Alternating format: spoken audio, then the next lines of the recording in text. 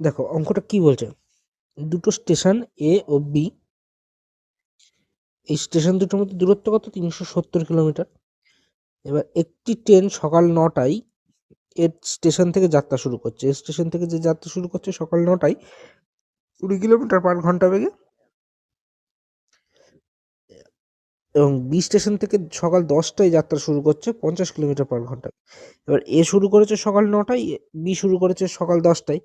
এই 1 ঘন্টা তো নিশ্চয়ই এ দাঁড়িয়ে থাকবে না। এই 1 ঘন্টায় এ কতটুকু গেছে, 1 ঘন্টায় দেখো যাচ্ছে 20 কিলোমিটার।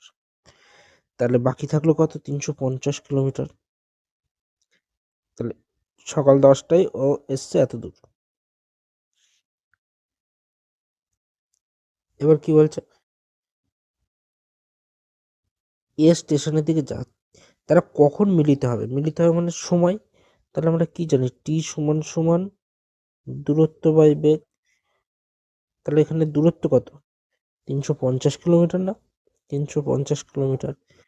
এবার বেগ কি জানি, একে অপরের দিকে যাচ্ছে মানে মুখোমুখি যাচ্ছে মানে এই বেগটা আর এই বেগটা যোগ হবে, তাহলে 50 × 20 = 70।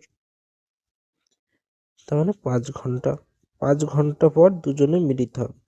তাহলে কখন, দেখো 10টার থেকে যাত্রা শুরু করেছে, তাহলে 5 ঘন্টা, 10 × 5 = 15, তার মানে বিকাল 3টেই।